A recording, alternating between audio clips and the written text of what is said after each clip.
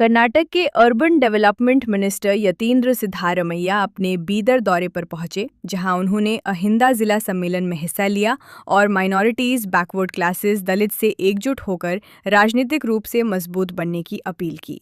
बीदर के डॉक्टर चन्नबसव पट्टदेवर रंग मंदिर में कर्नाटक की जिला इकाई की ओर से अहिंदा समुदाय के प्रमुख नेताओं का सम्मेलन और यतीन्द्र सिद्धारमैया के सम्मान का कार्यक्रम आयोजित किया गया। सम्मेलन को संबोधित करते हुए यतीन्द्र सिद्धारमैया ने कहा कि अहिंदा संगठन सिर्फ राज्य और जिला स्तर तक सीमित नहीं रहना चाहिए, बल्कि इसे हर तालुका और हर गांव तक मजबूत करना होगा। उन्होंने कहा कि जब माइनॉरिटीज, बैकवर्ड क्लासेस, दलित्स समाज ग्राम पंचायत से लेकर हर राजनीतिक स्तर पर अपनी मजबूत भागीदारी सुनिश्चित करेगा, तभी समान अधिकार और सामाजिक न्याय का सपना साकार हो सकेगा। यतीन्द्र सिद्धारमैया ने बताया कि मिनिस्टर बनने के बाद उन्होंने हर सप्ताह एक जिले में अहिंदा सम्मेलन आयोजित करने का फैसला किया था। बीदर के नेताओं की सलाह पर इस अभियान की शुरुआत बीदर से की गई है।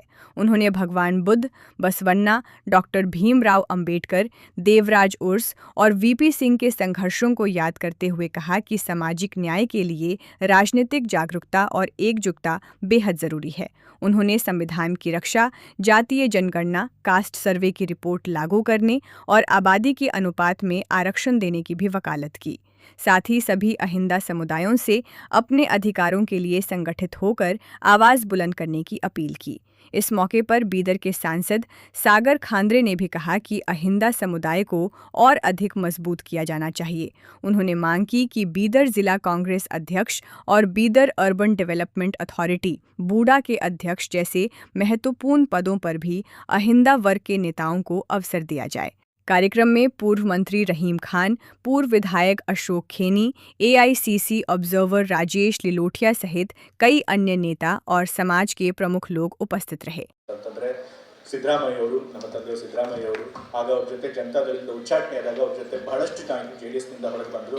ಮಹಾದೇವಪ್ಪ ಇರ್ಬೋದು, ಸತೀಶ್ ಜಾರಕಿಹೊಳಿ ಇರ್ಬೋದು, ಇನ್ನು ಬೇಕಾದಷ್ಟು ನಾಯಕರು, ಬಹಳಷ್ಟು ಬುದ್ಧಿಜೀವಿಗಳು, ಇಂಟೆಲೆಕ್ಚುಯಲ್ಸ್, ಸಾಹಿತಿಗಳು, ಅದು ಇನ್ನು ಮಹಾದೇವ ಇರ್ಬೋದು, ಸಿದ್ದಲಿಂಗಯ್ಯ ಇರ್ಬೋದು, ಅವರೆಲ್ಲರೂ ಕೂಡ ಈ ಅಂಧ ಚಳವಳಿಗೆ ಅವರು ಬೆಂಬಲನ ಕೊಟ್ಟರು. ಸೊ ಹಾಗಾಗಿ ಈ ಶೋಷಿತ ವರ್ಗಗಳ ಹೋರಾಟಕ್ಕೆ ಒಂದು ಅಹಿಂದ ಅನ್ನೋ ಒಂದು ರೂಪುರೇಷೆ ಮತ್ತೆ ಆ ಒಂದು ಪದನ ಪರಿಕಲ್ಪನೆ ಕೊಟ್ಟಿದ್ದು ಸಿದ್ದರಾಮಯ್ಯ ಅವರು ಅಂತ ಹೇಳ್ಬೋದು. ನಂತರ ಅವರು ಅಹಿಂದನ ಹುಬ್ಬಳ್ಳಿನಲ್ಲಿ ಶುರು ಮಾಡಿದ್ರು. ಇಲ್ಲೂ ಕೂಡ ಬೀದರ್ನಲ್ಲೂ ಕೂಡ ಅಹಿಂದ ಸಮಾವೇಶ ಮಾಡಿದ್ರು ಅಂತ ಹೇಳಿದ್ರು.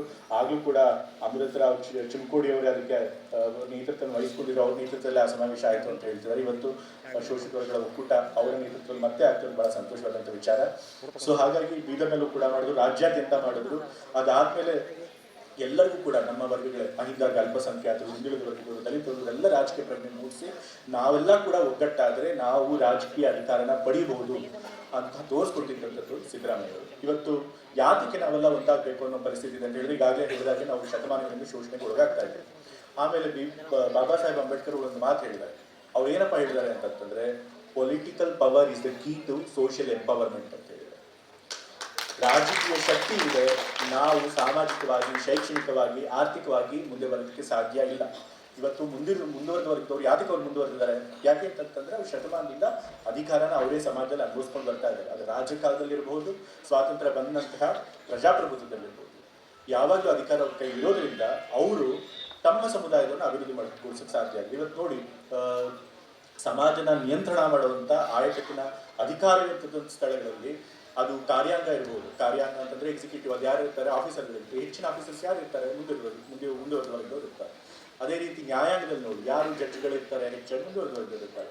ಅದೇ ರೀತಿ ಮಾಧ್ಯಮ ಕೂಡ ಬಹಳ ಒಂದು ಮುಖ್ಯವಾದಂಥ ಅಂಗ ಸಮಾಜದಲ್ಲಿ. ಯಾಕೆಂತಂದ್ರೆ ಅವ್ರು ಯಾವ ರೀತಿ ಬೇಕಾದ್ರೂ ಕತೆ ಕಟ್ತಾರೆ, ಯಾವ ರೀತಿ ಬೇಕಾದ್ರೂ ನರೇಟಿವ್ ಕಟ್ತಾರೆ. ಒಬ್ಬ ನಾಯಕನ ಪರವಾಗಾದ್ರೂ ಅವರು ನರೇಟಿವ್ ಮಾಡ್ಬೋದು, ಅಥವಾ ನಾಯಕನ ಬೀಳ್ಸೋದಕ್ಕೆ ಅವ್ರ ವಿರುದ್ಧ ಆದ್ರೂ ನರೇಟಿವ್ ಕಟ್ಟಬಹುದು. ಅಂತ ಮಾಧ್ಯಮದಲ್ಲಿ ಯಾರು ಇರ್ತಾರೆ? ಹೆಚ್ಚಾಗಿ ಮುಂದುವರೆದಿರ್ತಾರೆ. ಇವತ್ತು ಮತ್ತೊಂದು ಸಮಾಜ ನಿಯಂತ್ರಣ ಮಾಡುವಂಥ ಕ್ಷೇತ್ರ ಅಂತಂದ್ರೆ ವ್ಯಾಪಾರ, ವಹಿವಾಟು, ಬಿಸ್ನೆಸ್. ಅದರೊಳಗೆ ಇವತ್ತು ಭಾರತದಲ್ಲಿ ಟಾಪ್ 10 ಕೋಟ್ಯಾಧಿಪತಿಗಳನ್ನ ಅಥವಾ ಉದ್ಯಮಿಗಳನ್ನ ತೆಗೆದುಕೊಂಡ್ರೆ ಅದ್ರೊಳಗೆ ಯಾರು ಬರ್ತಾರೆ? ಆದ್ರೂ ಮುಂದುವರೆದು ಬರ್ತಾರೆ. ಆದರೆ ನಾವ್ಯಾಕೆ ಇನ್ನೂ ಹಿಂದುಳಿದಿದ್ದೀವಿ ಅಂತಂತಂದ್ರೆ, ಒಂದು, ನಮಗೆ ಇನ್ನೂ ಶಿಕ್ಷಣ ಅಥವಾ ಅಧಿಕಾರ ಇನ್ನೂ ಶಿಕ್ಷಣ ಅಥವಾ ಉದ್ಯೋಗ ಸರಿಯಾಗಿ ಅವ್ರ ಮಟ್ಟದ ಪ್ರಮಾಣದಲ್ಲಿ ಸಿಕ್ಕಿಲ್ಲ. ಅದಕ್ಕೆ ಕಾರಣ ಏನಪ್ಪಾ ಅಂತಂತಂದ್ರೆ ರಾಜಕೀಯ ಶಕ್ತಿ ನಮ್ಮಲ್ಲಿ ಸಿಕ್ಕಿಲ್ಲ. ಇವಾಗ ಕರ್ನಾಟಕದ ಇತಿಹಾಸ ತೆಗೆದುಕೊಂಡ್ರೆ ಇವತ್ತು 21 ಜನ ಮುಖ್ಯಮಂತ್ರಿಗಳಾಗಿದ್ದಾರೆ. 21 ಜನ ಮುಖ್ಯಮಂತ್ರಿಗಳಲ್ಲಿ ಎಷ್ಟು ಜನ ಹಿಂದುಳಿದವರಿದ್ದವ್ರೆ? 4 ಜನ. ಅದ್ರೊಳಗೆ ಪೂರ್ಣಾವಧಿ ಅಧಿಕಾರನ ಮುಗಿಸಿದವರು ಅಂತಂತಂದ್ರೆ ದೇವರಾಜ ಅರಸರು, ಅದು ಬಿಟ್ಟರೆ ಸಿದ್ದರಾಮಯ್ಯ ಅವರು ಮಾತ್ರ. ಇನ್ನು ದಲಿತರು ಮುಸಲ್ಮಾನರಿಗಂತೂ ಇದುವರೆಗೂ ಒಂದೇ ಒಂದು ಕೂಡ ಅವರಿಗೆ ಚಾನ್ಸ್ ಸಿಕ್ಕಿಲ್ಲ ಮುಖ್ಯಮಂತ್ರಿಗಳಾಗಲಿಕ್ಕೆ. ಸೊ ಹಾಗಾಗಿ ನಾವು ರಾಜಕೀಯ ಶಕ್ತಿನ ಅಧಿಕಾರನ ಪಡ್ಕೊಳ್ಳದೆ ಹೋದರೆ ನಾವು ಸಾಮಾಜಿಕವಾಗಿ, ಶೈಕ್ಷಣಿಕವಾಗಿ, ಆರ್ಥಿಕವಾಗಿ ಮುಂದೆ ಬರಲಿಕ್ಕೆ ಸಾಧ್ಯ ಆಗೋದಿಲ್ಲ. ಹಾಗಾಗಿ ಈ ರಾಜಕೀಯ ಪ್ರಜ್ಞೆ ಅನ್ನೋದು, ರಾಜಕೀಯ ಅಧಿಕಾರನ ಪಡ್ಕೊಳ್ಳೋದಿದೆಯಲ್ಲ, ಅದು ಬಹಳ ಮುಖ್ಯ.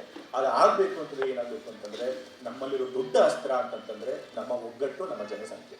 ನಾವು ಇವತ್ತು ಜಾತಿ ವ್ಯವಸ್ಥೆ ಇನ್ನೂ ಕೂಡ ನಾವು ಯಾಕೆ ತೆಗೆಯೋಕ್ಕಾಗಿಲ್ಲ ಅಂತಂತಂದರೆ ನಾವು ಬಹುಸಂಖ್ಯಾತರಿದ್ದರೂ ಕೂಡ ನಮ್ಮನ್ನ ಹಲವಾರು ಜಾತಿಗಳಲ್ಲಿ ಸಣ್ಣ ಸಣ್ಣ ಜಾತಿಗಳನ್ನಾಗಿ ಒಡೆದು ಹರಿದು ಹಂಚಿರೋ ಕಾರಣಕ್ಕೆ ನಾವು ಒಗ್ಗಟ್ಟಾಗಕ್ಕಾಗ್ತಿಲ್ಲ. ನಾವೆಲ್ಲ ಶೂದ್ರರು, ನಾವೆಲ್ಲ ದಲಿತರು, ನಾವೆಲ್ಲ ಅಲ್ಪಸಂಖ್ಯಾತರು, ನಾವೆಲ್ಲರೂ ಕೂಡ ಒಂದೇ ನೋವನ್ನು ಅನುಭವಿಸಿದ್ದೀವಿ. ನಾವೆಲ್ಲರೂ ಕೂಡ ತುಳಿದುಕೊಳ್ಳೋದಾಗಿ ಶೋಷಣೆಗೆ ಒಳಗಾಗಿದ್ವಿ. ಆದರೂ ಕೂಡ ನಾವ್ಯಾರು ಕೂಡ ಒಂದಾಗಕ್ಕೆ ಸಾಧ್ಯ ಆಗ್ತಾ ಇದೆ. ಅದು ಆದರೆ ಮಾತ್ರ ಅಂಥ ಶಕ್ತಿನ ತಡೆಯೋದಕ್ಕೆ ಬೇರೆ ಇನ್ಯಾರಿಗೂ ಸಾಧ್ಯ ಆಗೋದಿಲ್ಲ. ಆಗ ನಾವು ರಾಜಕೀಯ ಶಕ್ತಿನೂ ಪಡ್ಕೋಬಹುದು, ಎಲ್ಲ ಕ್ಷೇತ್ರಗಳಲ್ಲೂ ಮುಂದುವರಿಬೋದು, ನಮ್ಮ ಸಮುದಾಯನ ಅಭಿವೃದ್ಧಿಪಡಿಸೋದಕ್ಕೆ ಸಾಧ್ಯ ಆಗುತ್ತೆ. ಹಾಗಾಗಿ ಒಗ್ಗಟ್ಟು ಅನ್ನೋದು ಮುಖ್ಯ. ಆ ಒಗ್ಗಟ್ಟಾಗಬೇಕು ಅಂತಂದರೆ ನಾವು ಅಹಿಂದ ಅಡಿಯಲ್ಲಿ ಸಂಘಟಿತರಾಗಬೇಕು. ಆಗ ನಾವು ನಮ್ಮ ಎಲ್ಲ ವರ್ಗಗಳಿಗೂ ಕೂಡ, ಎಲ್ಲ ಶೋಷಿತ ವರ್ಗಗಳಿಗೂ ಕೂಡ ನಾವು ಸಮಾನತೆಯನ್ನು ತರಕ್ಕೆ ಸಾಧ್ಯ ಆಗುತ್ತೆ, ಮುಖ್ಯವಾಹಿನಿ ತರಕ್ಕೆ ಸಾಧ್ಯ ಆಗುತ್ತೆ, ಅವ್ರನ್ನ ಬಲಪಡಿಸೋದಕ್ಕೆ ಸಾಧ್ಯ ಆಗುತ್ತೆ. ಸೊ ಅದ್ರ ಒಂದು ಪ್ರಯತ್ನನೇ ಇವತ್ತು ಈ ಒಂದು ಮುಖಂಡ ಸಮಾವೇಶ ಮಾಡ್ತಿರೋದು.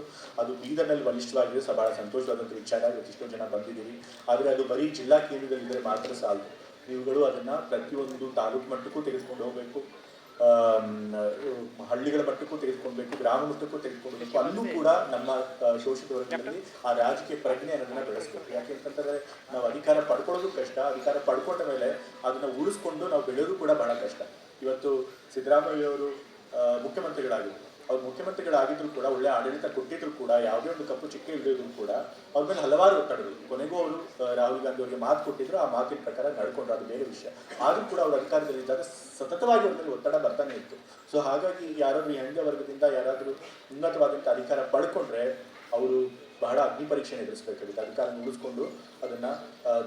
ಉಳಿಸ್ಕೊಂಡು ನಮ್ಮ ಹಿಂದೆ ವರ್ಗದವ್ರಿಗೆ ಒಳ್ಳೇದು ಮಾಡಬೇಕು ಅಂತ ಬಯಸಿದ್ದಾರೆ. ಸೊ ಹಾಗಾಗಿ ಬಹಳ ಕಷ್ಟ ಇದೆ. ಸೊ ಅನ್ಲೆಸ್ ನಾವೆಲ್ಲರೂ ಕೂಡ ಈ ರಾಜಕೀಯ ಪ್ರಜ್ಞೆಯನ್ನು ಬೆಳೆಸ್ಕೊಂಡು ನಮ್ಮ ರಾಜಕೀಯ ನಾಯಕರುಗಳಿಗೆ ಬೆಳೆಸಬೇಕು, ನಾವು ಕೂಡ ರಾಜಕೀಯ ಶಕ್ತಿಯನ್ನು ಪಡಿಬೇಕು ಅನ್ನೋ ಒಂದು ಪ್ರಜ್ಞೆ ಜಾಗೃತಿ ಬರಲಿಲ್ಲ ಅಂತಂತಂದರೆ ನಾವು ಇದೇ ರೀತಿ ಯಾವಾಗಲೂ ಕೂಡ ಶೋಷಣೆಗೊಳಗಾಗ್ತಾ ಬರಬೇಕಾಗುತ್ತೆ. ಆ ಒಂದು ರಾಜಕೀಯ ಪ್ರಜ್ಞೆನ ನಾವೆಲ್ಲ ಕಡೆ, ಎಲ್ಲ ನಮ್ಮ ಹಿಂದುಳಿದಲ್ಲಿ ಬೆಳೆಸುವಂಥ ಪ್ರಯತ್ನ ಮಾಡಬೇಕು. ಮುಂದುವರೆದವರು ಯಾತಕ್ಕೆ ಅವ್ರು ಸುಲಭವಾಗಿ ಅಧಿಕಾರನ ಪಡ್ಕೊಳ್ತಾರೆ ಮತ್ತು ಅದನ್ನು ಉಳಿಸ್ಕೊಳ್ತಾರೆ ಅಂತಂತಂದರೆ, ಈಗಾಗಲೇ ಹೇಳಿದಾಗ ಎಲ್ಲ ಆಯಕಟ್ಟಿನ ಜಾಗದಲ್ಲಿ ಅವರು ಇರ್ತಾರೆ. ಅವರೆಲ್ಲರೂ ಸೇರಿ ಪಕ್ಷಾತೀತವಾಗಿ ಒಬ್ರಿಗೊಬ್ರು ಬೆಂಬಲ ಸಹಕಾರ ಕೊಡ್ತಾರೆ. ಅಧಿಕಾರ ನಿರಂತರವಾಗಿ ಅವ್ರ ಕೈಲೇ ಮುಂದುವರ್ಕೊಂಡು ಹೋಗೋಂಗೆ ನೋಡ್ಕೊಳ್ತಾರೆ. ಆದರೆ ನಮಗೆ ಆ ಒಂದು ಪ್ರಜ್ಞೆ ಇಲ್ಲ. ಅದನ್ನು ನಾವು ಬೆಳೆಸ್ಕೊಳ್ಬೇಕಾದಂಥ ಅವಶ್ಯಕತೆ ಇವತ್ತಿನ ನಿಮ್ಮ